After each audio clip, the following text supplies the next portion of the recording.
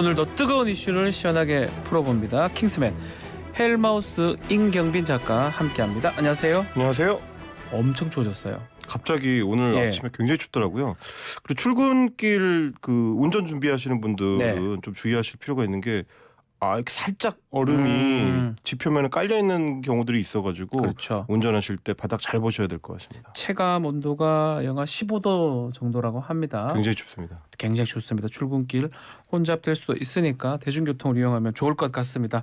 자, 본격적인 이야기 이어가겠습니다. 자, 윤석열 대통령 어제 국무회의에서 건강보험 개혁은 선택이 아닌 필수. 아마 이 건강보험을 대수술을 하겠다. 이것을 밝힌 것 같아요. 그렇습니다. 그래서 이제 우리 언론들 같은 경우는 이제 문재인 케어에 대한 사실상의 이제 폐기 선언이다. 문재인 케어 폐기. 네, 이런 식의 이제 헤드라인을 많이 뽑고 있는데요. 어제 국무회의에서 했었던 발언을 되짚어보면 이런 겁니다. 지난 5년간 보장성 강화에 20조 원을 넘게 쏟아부었지만 정부가 의료 남용과 건강보험 무임승차를 방치하면서 국민들한테 이제 부담이 전가됐다라는 겁니다. 그러면서 이제 윤석열 대통령이 강조한 거는 이게 이 건보 낭비나 누수를 좀 방지해서 이제 건강보험의 재정을 좀 단단하게 해야 된다. 이제 이런 의도가 깔린 걸로 보이고요.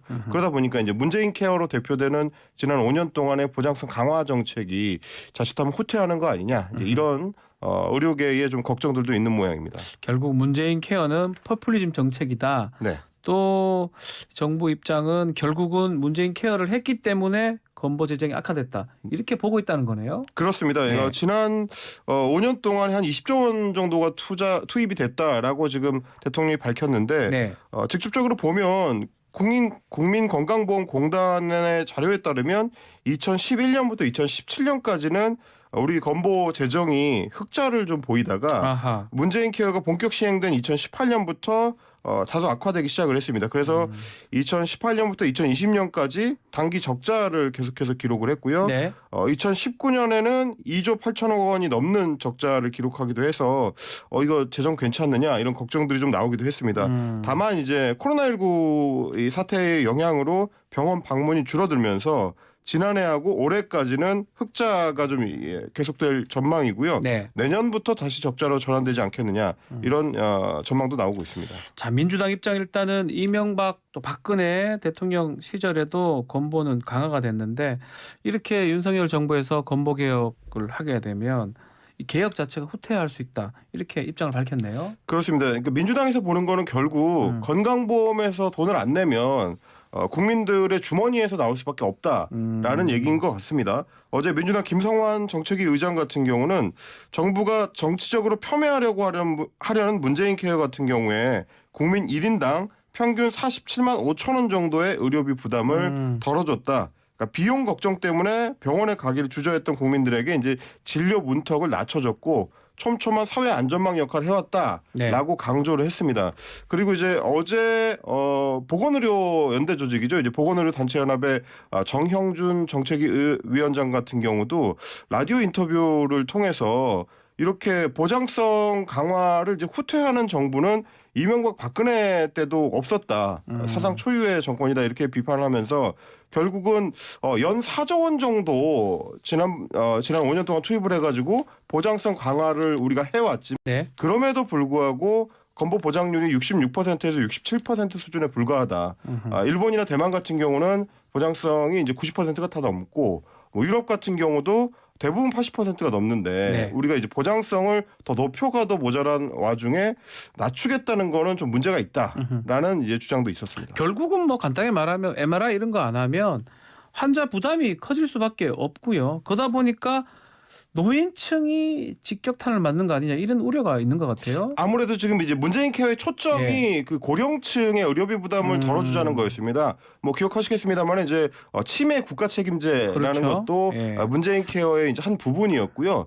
말씀하셨던 MRI라든지 초음파 같이 이제 진단 분야 그러니까 특히 고령층 같은 경우는 병을 빨리 발견하는 게 이제 악화시키는 걸 네. 막기 위해서 굉장히 중요하기 때문에 진단 분야를 강화하는 게 문재인 케어의 이제 핵심 축 중에 하나였는데 어제 정부에서 나온 얘기들을 보면 특히 MRI하고 이 초음파 분야를 콕 집어서 그렇죠. 이 분야를 좀 손봐야 된다라고 지금 얘기를 하고 있기 때문에 그러다 보면 아무래도 이제 비용 부담이 늘어날 수밖에 없고요. 그러면 이제 고령층 입장에서는 MRI나 초음파를 선제적으로 좀 찍어보기는 좀 어려운 선대기가 좀 어려운 상황이 될 수가 있기 때문에 그러니까 중장기적으로 봤을 때는 지금 의료인 단체나 혹은 이제 환자 단체들에서 걱정하는 게 초기에 진단을 빨리 그렇죠. 하면 예. 나중에 이제 악화됐을 때 들어갈 수 있는 의료비를 오히려 이제 줄일 수 있는 있는데. 가능성이 있기 때문에 조금 선제적으로 하는 게 필요한 대목은 그런 건데 MRI 초음파를 급여에서 빼버리면 그거가 좀 이제 오히려 악화될 가능성이 있다. 네. 이런 부분들은 이제 걱정을 하는 거고요. 다만 그 최근에 계속 얘기가 됐던 게 뭐 국외 영주권자들, 그러니까 미국에 사는 분들이나 이런 분들 같은 경우는 치료할 때만 한국 한국 잠깐 잠시 들어와서 돌았다가, 예.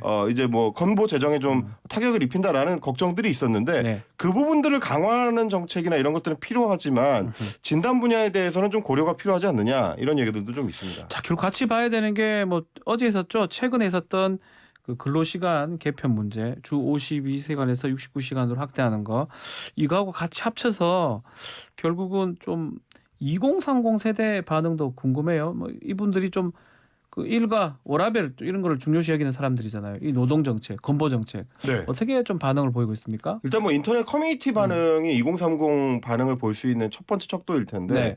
제가 어제 저녁에 한번 쭉 살펴봤더니 반응은 정말 매우 안 좋더라고요. 그렇지 않아도 이제 오래 일한다라는 인식이 젊은 층에는 기본적으로 깔려 있는데 이게 지금 오히려 더 후퇴한다라는 거에 대해서 걱정이 많았습니다. 일을 많이 해야 된다. 그렇습니다. 이런 거. 특히 왜 그러냐면 우리 경제 같은 경우는 이제 중소기업이나 중견기업이 담당하고 있는 일자리가 이제 70%를 넘는데 그래서 이제 젊은 층에서도 대부분 중소기업이나 중견기업에서 일을 하고 있습니다. 네. 근데 이제 이 직장 같은 경우는 이제 대기업들하고는 좀 차이가 있는 게 소위 이제 포괄임금제라고 해가지고 야근을 해도 야근 수당을 별도로 주지 않을 수 있게 이제 애초에 계약이 되어 있는 경우들이 많아요. 네. 이런 부분들을 보완해서 노동 시간을 좀 줄여나가 줘야 되는 게 이제 정부의 역할인데 나서서 오히려 이제 야근이나 초과 수당을 많이 할 수 있도록 해주는 게 이게 이제 21세기에 맞는 방식이냐 이런 걱정들을 하는 젊은 층들이 좀 많이 있었습니다. 알겠습니다. 자, 다음 소식은 뉴스룸 얘기인데요. 이건 뉴스룸이 대통령실의 그 소통 방식으로 뉴스룸을 지금 만들었는데 도스태핑 지금 안 하잖아요. 그렇습니다. 이거 후속 조치를 지금 한다는 그 얘기인가요? 네, JTBC 뉴스룸 그 아니고요. 뉴스룸 방송 아니고요. 네, 예. 미국 드라마 뉴스룸 아닙니다. 또 아니고요. 예. 네, 뉴스룸이라는 게 이제 그 대통령실의 소식을 모아놓는다라는 의미로 만든 건데 네. 원래도 있긴 했었습니다. 근데 이제 이번에 이제 개편을 하면서 조금 더 강화를 하는 방식으로 간 거죠. 그 전에는 홈페이지 내에 국민에게 알려드립니다라든지 뭐 아니면 이제 이 대통령의 어떤 사진들을 조금 모아놓는 정도 이런 정도였다면 이번에는 아예 브리핑 룸을 이제 확대 개편을 하면서 카드 뉴스도 거기에 이제 포함시켰고요. 네. 그리고 동영상 서비스도 연동을 시켜놨습니다. 뭐 우리가 이제 흔하게 유튜브에서 볼 수 있는 쇼츠라고 해가지고 세로 영상으로 되어 있는 짧은 영상들 그렇죠. 이런 것도 원래는 지금 이제 윤석열이라는 이름으로 되어 있는 대통령의 대표 유튜브 계정이 있는데 거기 이제 채널이 구독자 수가 한 50만 명 정도 되거든요. 네. 거기서 영상을 직접 따서 대통령실 홈페이지에서도 볼 수 있게 좀 이제 어떤 그 페이지 구성을 좀 개편을 한 그러다 보니까 아무래도 이제 직접 들러서 보시는 분들 같으면은 여러 소식을 한꺼번에 접할 수 있는 효과를 보기 위해서 대대적인 좀 개편을 단행한 걸로 보입니다. 우리 임경규 작가님 그 뉴스룸 JTBC 뉴스룸 네. 작가 했었죠?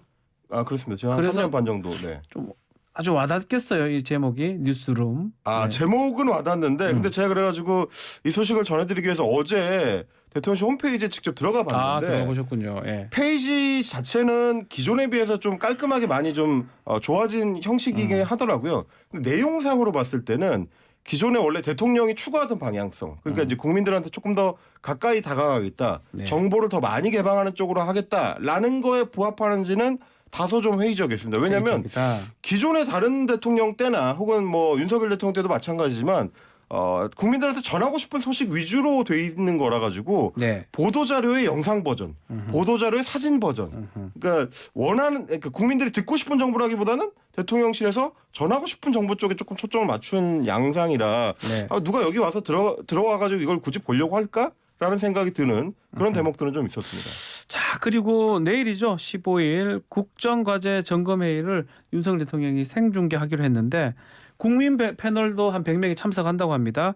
이제 국민과의 대화 네. 형식이라고 봐야 되겠네요. 그렇습니다. 이제 장관급, 차관급 인사들이 이제 일종의 이제 그 정부 부처를 대표해서 질문을 받고 네. 답변을 하는 형식을 취하게 될 거고요. 대통령도 이제 같이 질문을 받아서 바로 답변하는 형식을 취하게 되는데 문제는 기존에 김대중 전 대통령 때나 노무현 전 대통령 때 했던 국민과의 대화하고의 차이점이 뭐냐면 패널을 선정할 때 애초에 각 부처에서 추천하는 방식으로 했다는 겁니다. 네. 그리고 이제 질문의 어떤 범위도 조금 좁혀놨습니다. 뭐 경제 민생 파트라든지 아니면 미래 먹거리 파트라든지 지방 시대의 뭐 비전과 전략 그리고 연금 노동 교육 개혁 이런 정도로 좁혀놨기 때문에 정치 분야라든지 외교 분야라든지 국민들이 실제로 궁금해하고 어떻게 보면 대통령 입장에서는 답변하기가 좀 까다로운 이런 것들은 좀 빼고 대체로 정부에서 좀 강조하고 싶은 정책 과제들 위주로 예. 정부에서 국민들한테 소개하고 싶은 내용들 위주로 이 주제가 짜여진 거 아니냐. 그러다 보니까 이게 이제 소통이 맞느냐. 일방적으로 일종의 발표가 되는 거 아니냐. 아하. 이런 걱정들도 좀 대본이 있습니다. 있을 수도 있는 건가요? 사전 질문지 뭐 이런 거? 대본까지는 뭐 아니더라도 네. 사실은 애초에 부처에서 패널을 선정을 했기 때문에 네. 그 패널이 어떤 질문을 할지 정도는 예측하는 예측 거는 가능하다. 충분히 가능하겠다. 그러다 보면 좀 자유로운 질문 답변이 오가기가 좀 어렵고요. 네. 그리고 1차적으로는 장관들을 걸러서 올라오게 돼 있기 때문에 네. 대통령이 참여하긴 하지만 참석하긴 하지만 대통령의 비중은 상대적으로 좀 적을 수밖에 네. 없다. 이렇게 좀 보여집니다. 자, 알겠습니다. 다음은 대장동 소식입니다. 자, 검찰이 김만배 씨 재산 은닉을 도운 관련자 3명을 체포를 했네요. 어제 전해진 소식인데요.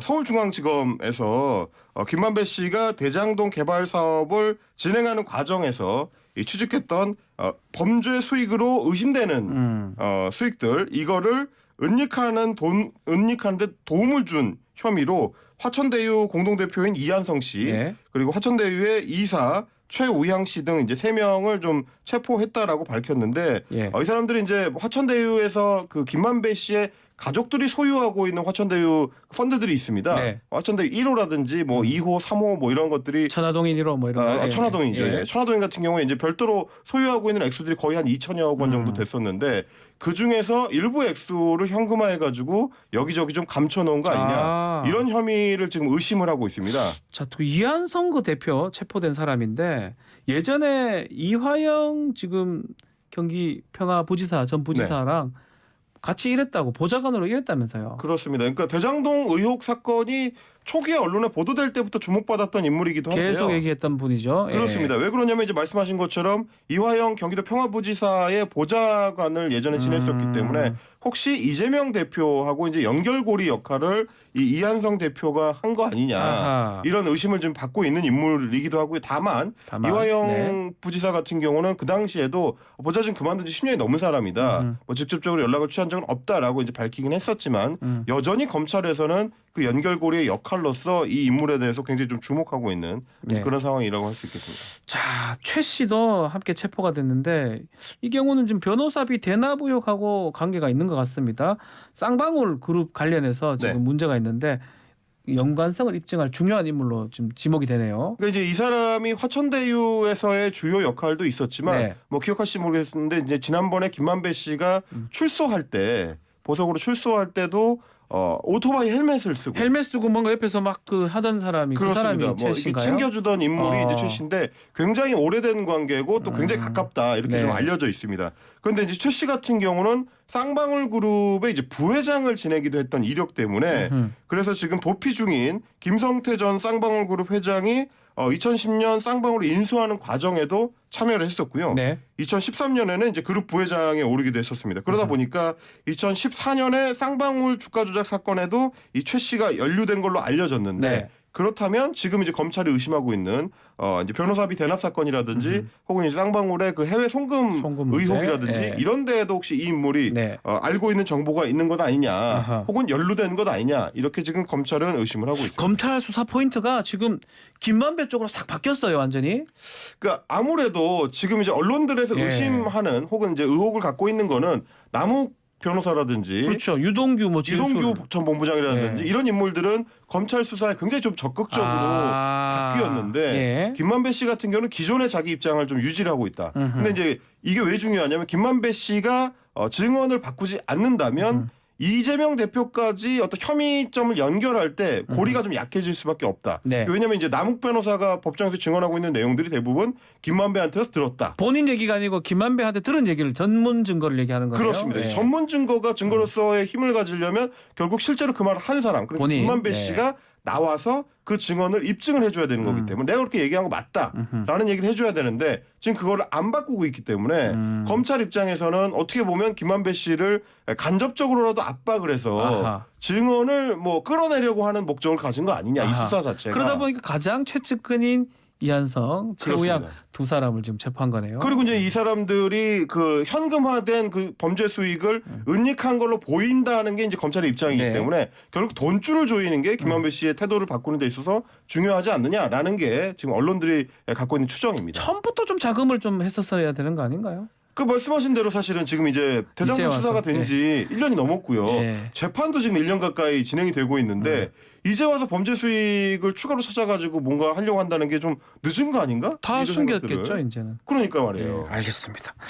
자, 여기까지 하겠습니다. 자, 킹스맨 임경빈 작가였습니다. 감사합니다. 고맙습니다. 1부 마치겠습니다.